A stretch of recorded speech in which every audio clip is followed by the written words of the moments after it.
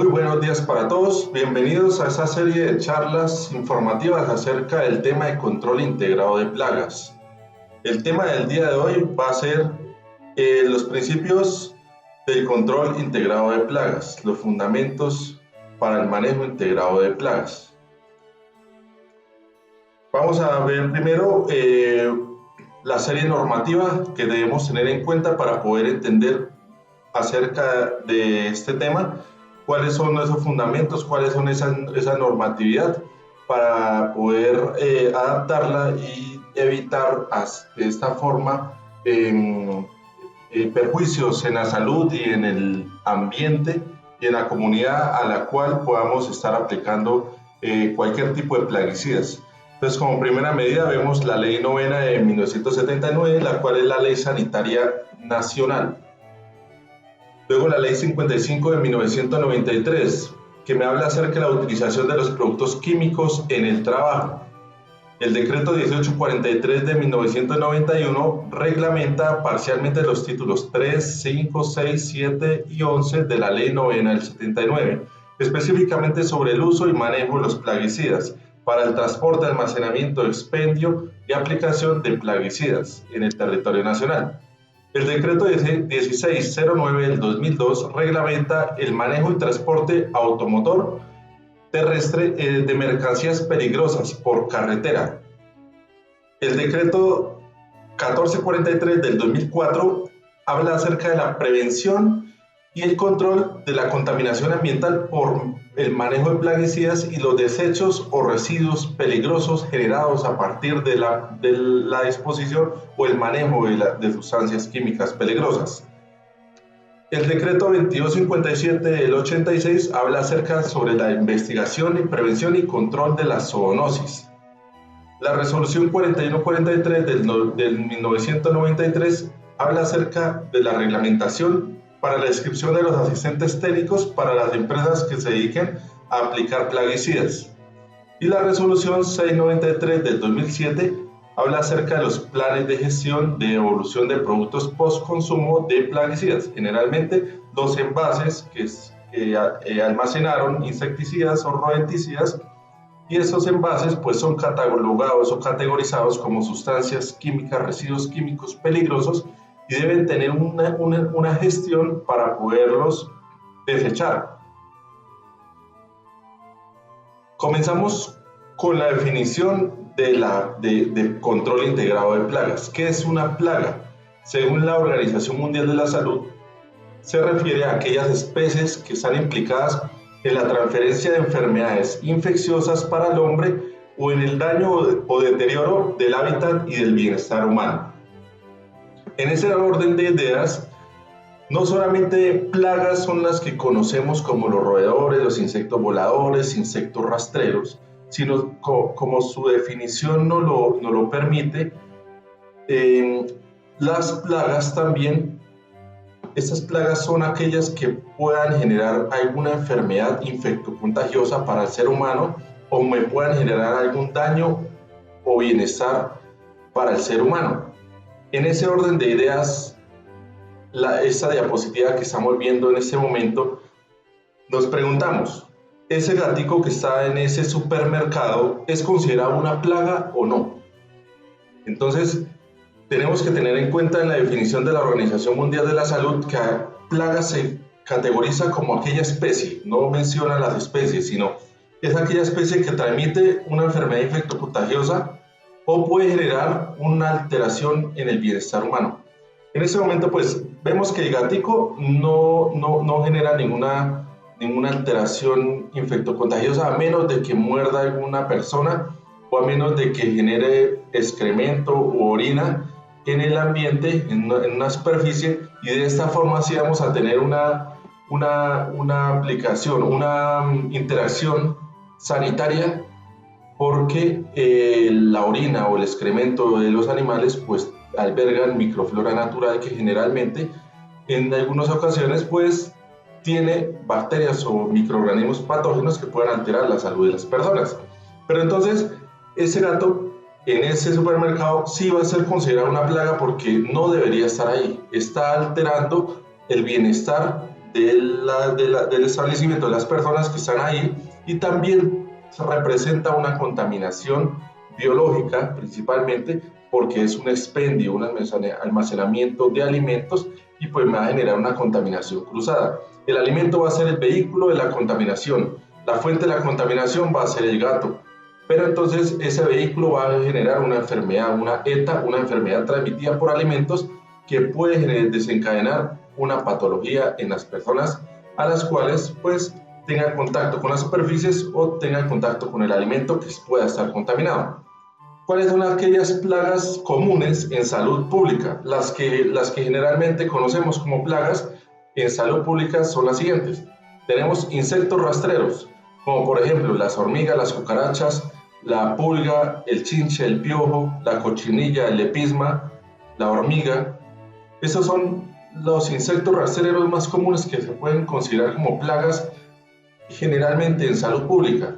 Y esos insectos rastreros van a generar o son un vehículo de transmisión de diferentes enfermedades. Pueden transmitir generalmente Escherichia coli, una enterobacteria que puede desencadenar problemas gastrointestinales.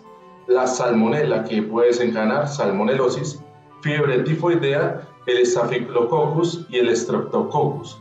El cólera o puede generar gastroenteritis de diferente índole por diferentes bacterias, que puede desencadenar también una intoxicación, una infección o una toxinfección, la disentería y la lepra. Los insectos voladores, como las moscas, los mosquitos o zancudos, las polillas, pueden generar o ser transmisores de diferentes tipos de patógenos que pueden desencadenar patologías. Pueden ser como la Escherichia coli, nuevamente pueden generar gastroenteritis, el cólera, disentería, parásitos intestinales que son como los más comunes. ¿Por qué? Porque digamos las moscas generalmente se consumen alimentos sustancias orgánicas en descomposición. Dentro de esas sustancias orgánicas en descomposición encontramos la materia fecal. La mosca se posa sobre la materia fecal es muy rica en microbiota que puede ser patógena como salmonella o como por ejemplo enterobacterias y también puede tener parásitos intestinales. Los huevos se pegan a las patas de los insectos, de las moscas, y la mosca luego se posa en un alimento o una superficie que puede entrar en contacto con un alimento y de esa forma puede generar una contaminación cruzada, desencadenando todos estos problemas. Salmonelosis y tracoma es otro de los ejemplos de enfermedades transmitidas por contaminación con insectos voladores. Los roedores y las aves son categorizados también como plagas en el ambiente, en el entorno de salud pública y pueden también transmitir Escherichia coli, salmonelosis, leptospirosis, hantavirus en caso de los roedores y toxoplasmosis en caso de cualquiera de estos, y también la toxoplasmosis puede también verse en animales domésticos. Otro de los organismos que se categorizan dentro de las plagas son las bacterias, los hongos, los virus, los protozoos, que están generalmente en el ambiente, en todo ambiente y en las superficies. Hay microbiota natural y microbiota contaminante. Entonces, esas bacterias, hongos, virus, protozoos que están en el ambiente y que no son benéficos para las personas, pues son generalmente patógenos y debemos controlarlas. Esa forma de controlar esos microorganismos generalmente se conocen como desinfección. Pero entonces, ¿qué tipo de plaga estamos tratando? Esa es la primera pregunta que debemos hacernos con base en el control integrado de plagas. Cuando realizamos un manejo integrado o control integrado de plagas en un establecimiento, debo realizarme esa serie de preguntas. ¿Qué tipo de plaga estoy tratando? Debo realizar en mi diagnóstico inicial la verificación en el área de las incidencias o de la presencia de estas plagas, verificar el excremento, los diferentes rastros que puedan generarme una idea, una información acerca de la plaga con la cual estoy tratando. ¿Cómo están entrando? Entonces debo verificar generalmente la estructura de la edificación para verificar y para darme cuenta cómo están ingresando las plagas, cómo pueden estar afectando ese ingreso para que lleguen las plagas al sitio donde está generando la perturbación del bienestar o el ambiente de las personas. ¿Cómo están entrando? ¿Por un hueco, por un sifón, por el techo? ¿Cómo puedo mantenerlas afuera? Si están ingresando, ¿cómo puedo eliminar ese ingreso? Tapando los huecos, colocando rejillas, colocando mallas, etc. Entonces, ¿cuáles son esas estrategias que puedo adoptar para poder evitar que ingresen al establecimiento? Viven dentro de la edificación. Si ya viven dentro de la edificación, debo asumir otras estrategias para poderlas erradicar. O vienen y se van, ingresan al establecimiento y salen. Si es de esa forma, ¿cómo puedo prevenir ese ingreso? ¿O por qué están ingresando? Si están ingresando es porque existe alguna fuente que están comiendo y que están bebiendo. Esa es la otra pregunta. Esa puede ser la fuente, la comida o la bebida o el refugio. Entonces, si existen esos parámetros o estas variables, pues va a ser muy difícil controlarlas. Debemos eliminar algunas de esas variables que hagan que el roedor o el insecto o la paloma o cualquier tipo de plagas ingresen al establecimiento. ¿Cómo puedo dar seguimiento a su actividad para ver si mi estrategia está funcionando? Cuando sé cuál es la plaga que estoy tratando, cuando conozco cómo está ingresando o si está adentro, debo adoptar alguna de las estrategias para el control. Si adopté la estrategia para el control, debo darle seguimiento a esa estrategia para ver si esa estrategia está funcionando, y si no está funcionando, adoptar otra estrategia, otro grupo de estrategias. El manejo integrado de plagas desde la perspectiva de salud pública es una forma de pensar y valorar cuáles son esas estrategias, cuáles son esas herramientas que tengo aliadas para poderlas prevenir y poderlas controlar, poder manejar la plaga para evitar que esté ocasionando ese daño, esa perturbación, y poder evitar ese deterioro en la salud o en la infraestructura. Entonces, debemos conocer a nuestro enemigo, debemos conocer esa plaga, cómo se comporta, qué consume, por qué está ingresando al establecimiento. Entonces, debemos conocer esos hábitos, pero también debemos conocer el ciclo de vida, entender cuál es el ciclo de vida. Recordemos que todos los seres vivos nacemos, crecemos, nos reproducimos y morimos. Las plagas también tienen ese ciclo de vida. Algunas tienen un ciclo de vida más largo, otras tienen un ciclo de vida más corto. Unas tienen un ciclo de vida con diferentes estadios, como vamos a ver ahorita más adelante, y otras tienen un ciclo de vida mucho más corto, más fácil de entender. Esos tiempos de ciclo de vida, esos estadios o etapas o fases, debemos conocerlos para poder atacarlos. ¿Cuál es la etapa más vulnerable dentro del ciclo de vida a la cual yo puedo perturbar y así de esta forma controlar toda la población? ¿Cuáles son esas necesidades? ¿Qué necesita? Si necesita refugio, alimentación, o necesita material para poder hacer un nido. Entonces si yo conozco lo que necesita la plaga, puedo eliminar esa necesidad o suprimir esa necesidad para poder controlar y evitar que vuelva la plaga al sitio.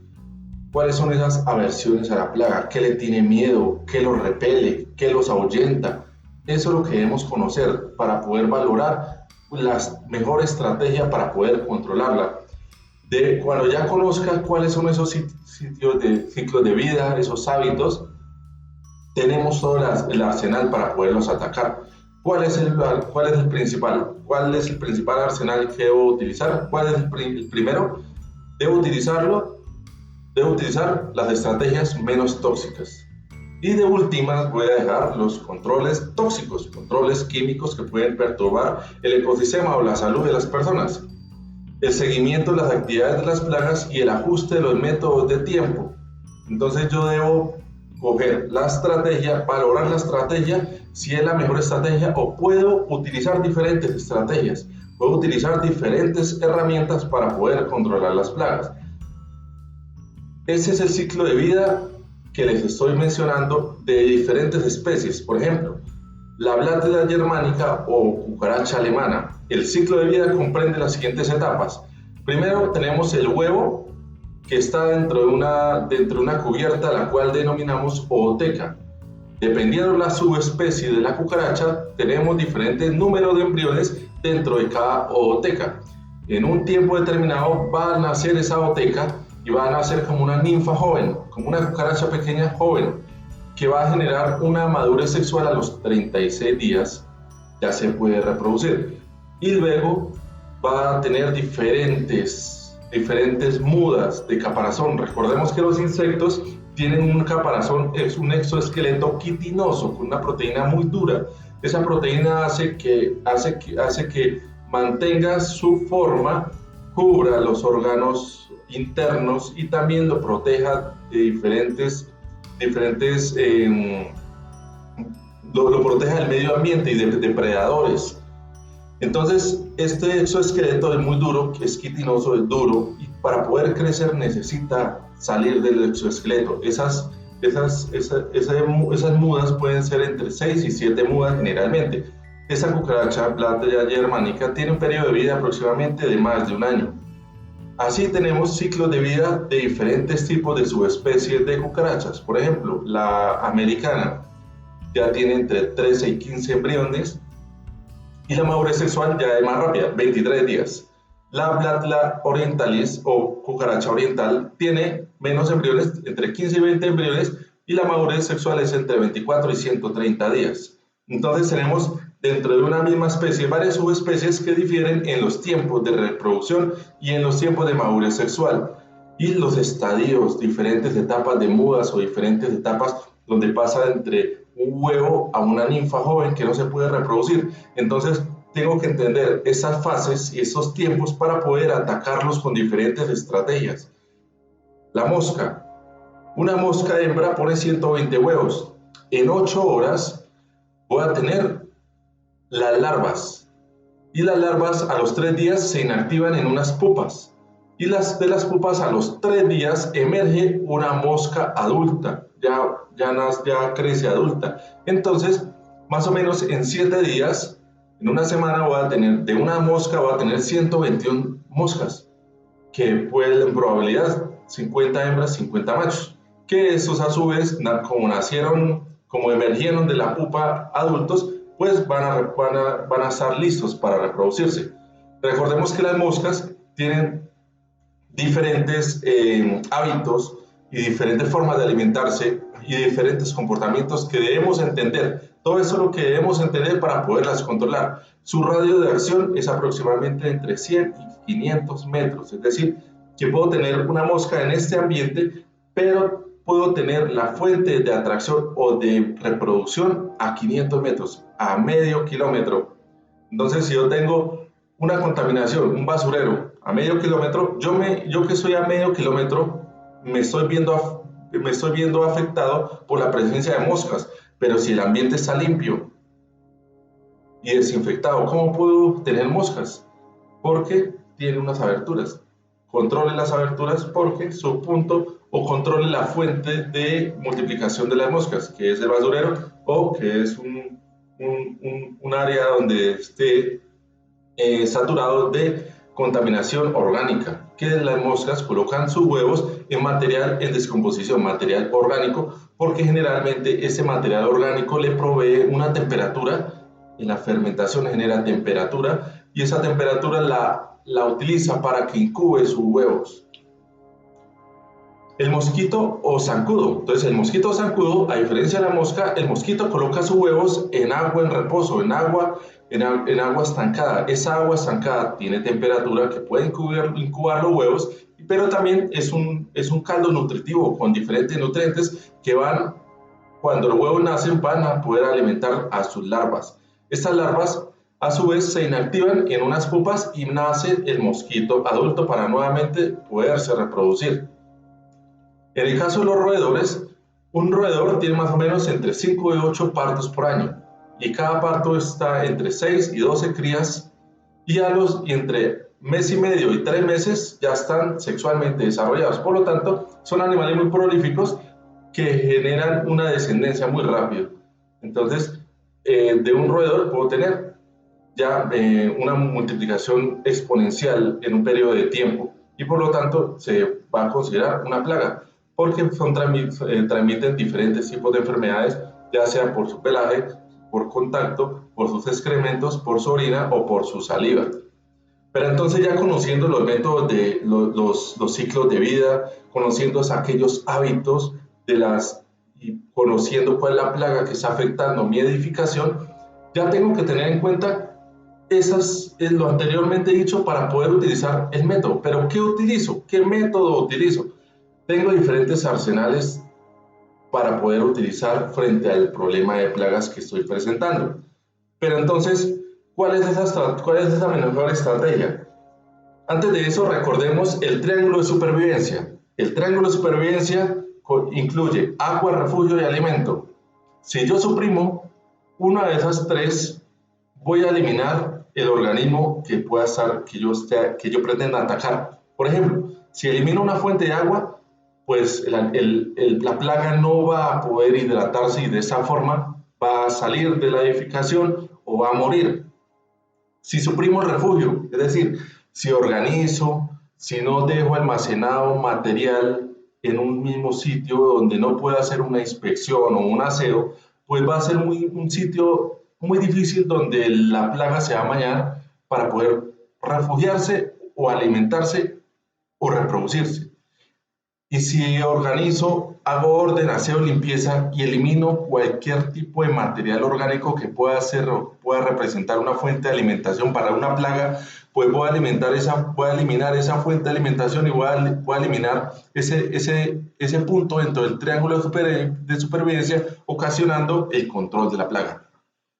Ahora bien, las estrategias están globalmente contenidas o categorizadas o agrupadas en las siguientes grupos de estrategias. El aprendizaje continuo, diagnóstico aprobado, monitorización y pronóstico, economía y nivel de daños, plantas o edificaciones resistentes y manejo de buenas prácticas, control biológico, control mecánico y por último, control químico.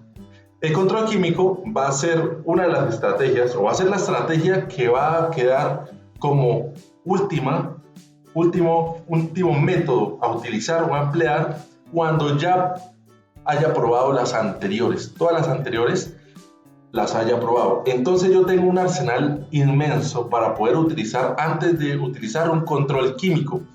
No solamente es aplicar insecticida, aplicar rodenticida por aplicar. Debo entender la plaga, debo conocer los hábitos para poder utilizar el método. ¿Pero cuál método? Tengo un arsenal inmenso de métodos de control para poder utilizar antes de utilizar el rodenticida o el insecticida. ¿Pero por qué digo que utilicemos los anteriores antes del control químico? Porque el control químico generalmente son sustancias que son extremadamente o moderadamente tóxicas y son perjudiciales para el medio ambiente y para la salud, no solamente la persona que lo aplica, sino para la comunidad.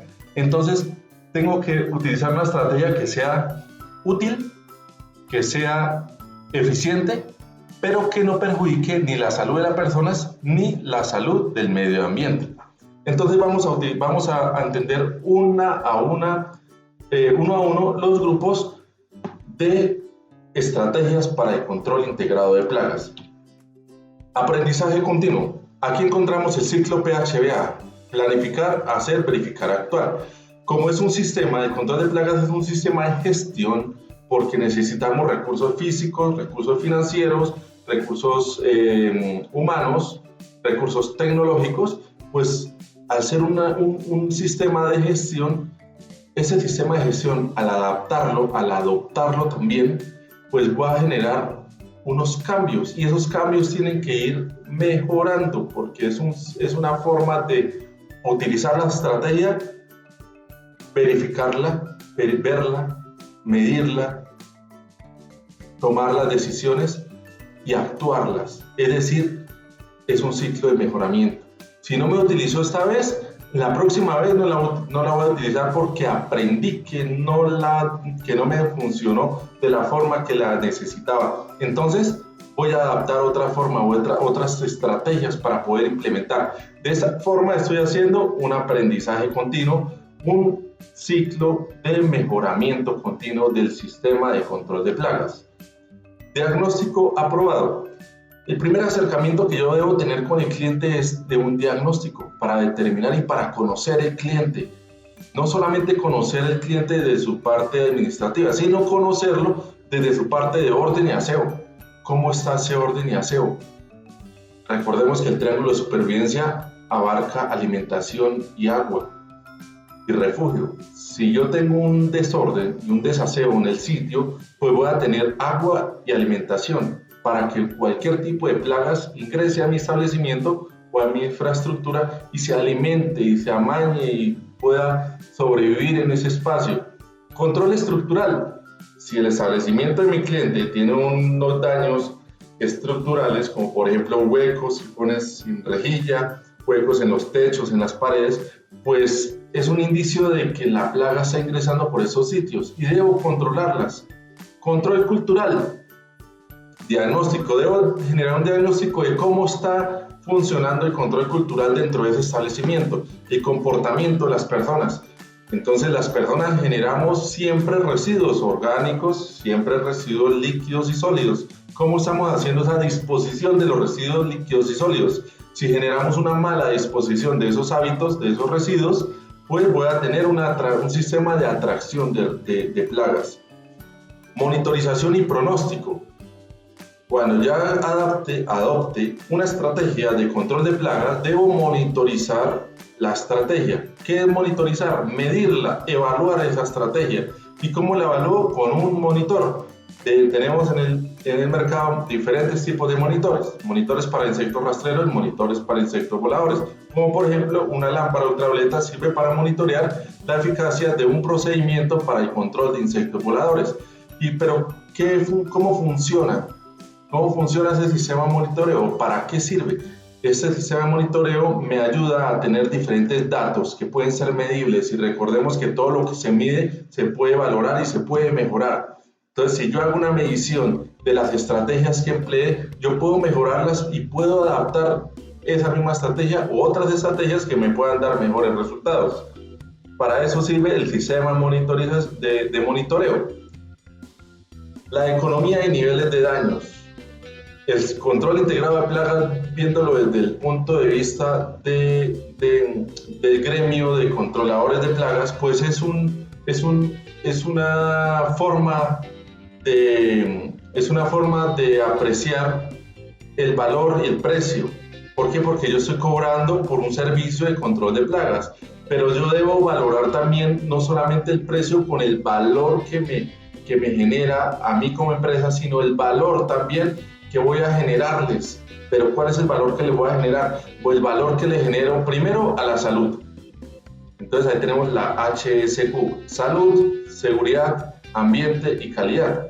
A la salud, debo valorar si esa estrategia me está afectando la salud de las personas o la salud de mi propio colaborador, de mi propio técnico. La seguridad, igual, la seguridad de las personas y la seguridad de la persona que aplica la estrategia. El ambiente, ¿es contaminante o no es contaminante el método que utilicé para poder controlar las plagas? Y la calidad.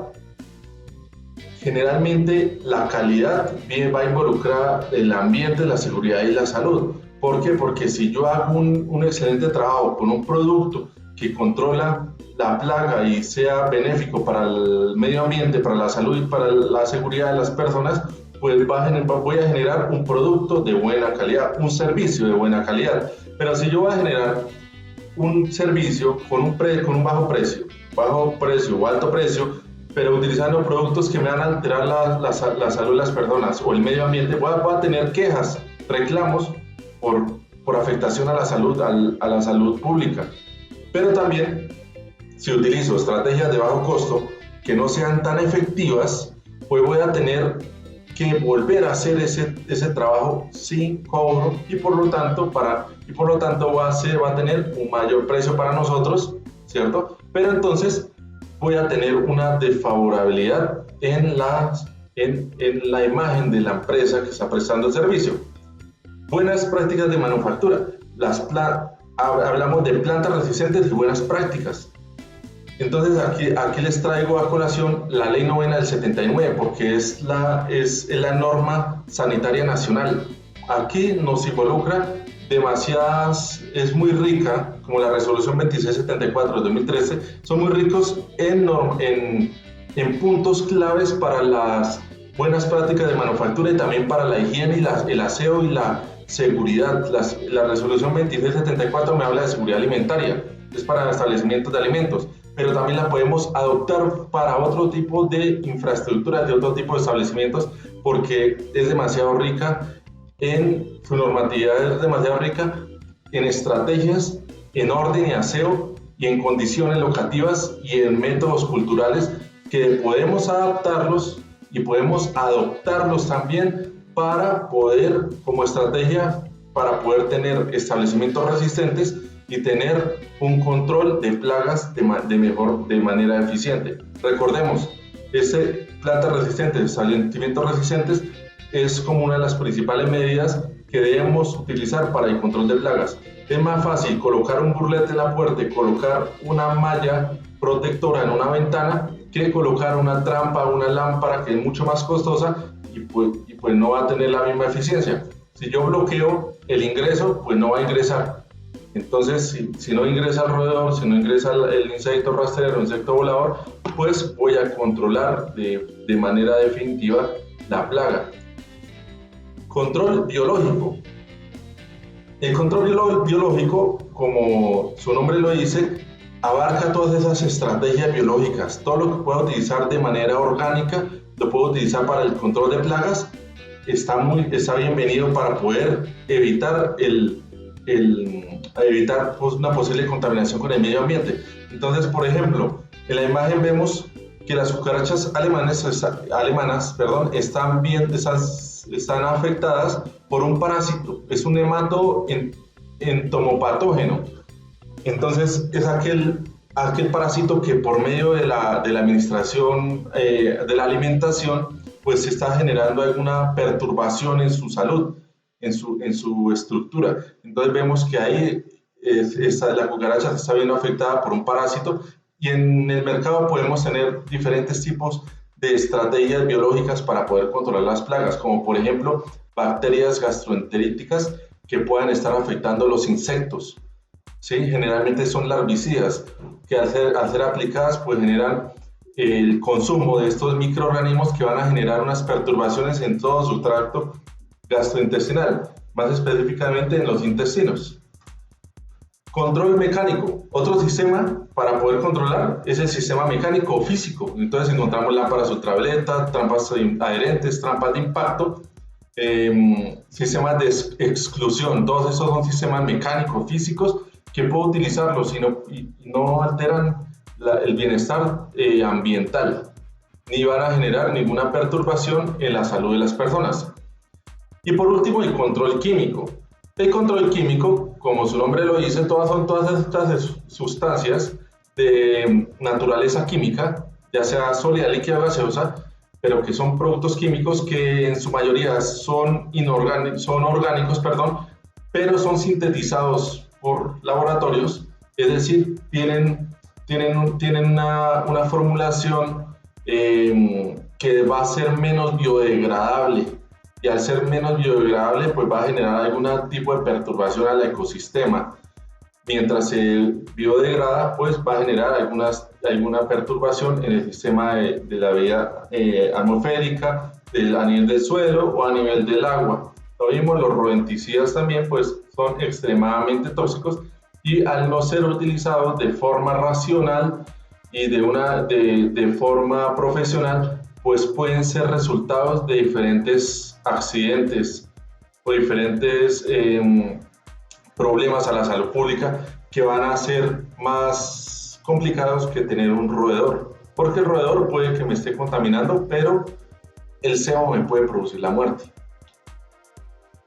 Entonces vimos todas las estrategias, desde las bases hasta la punta como control químico, que las puedo integrar. Puedo utilizar un control mecánico mezclado con un control biológico o con un establecimiento resistente con buenas prácticas.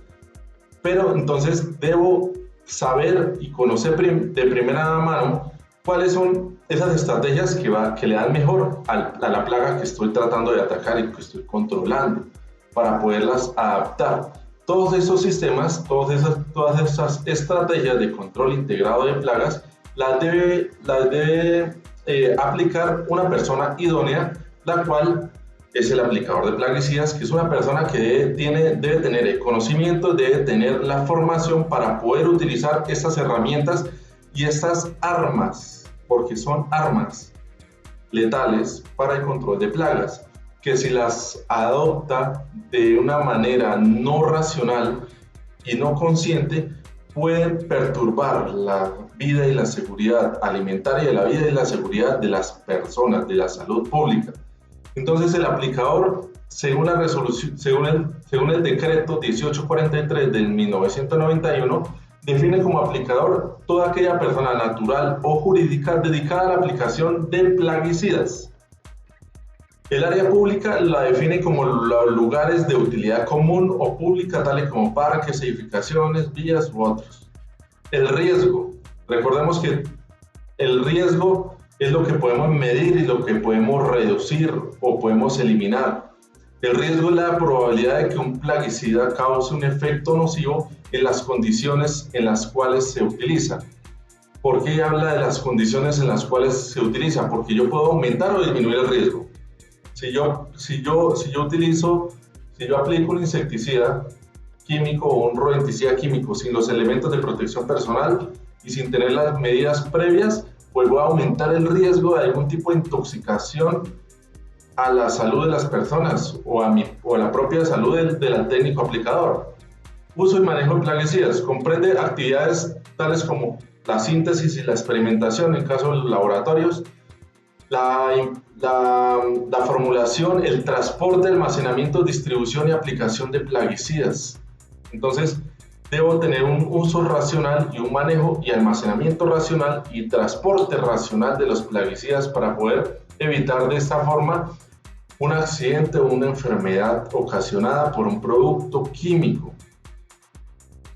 Entonces ese aplicador debe estar protegido porque está utilizando un arma, está utilizando un veneno, está utilizando una sustancia tóxica, corrosiva, nociva en algunos casos, inflamable en algunos casos, que si no la aplico de manera lógica, pues va a ocasionar un accidente, una enfermedad.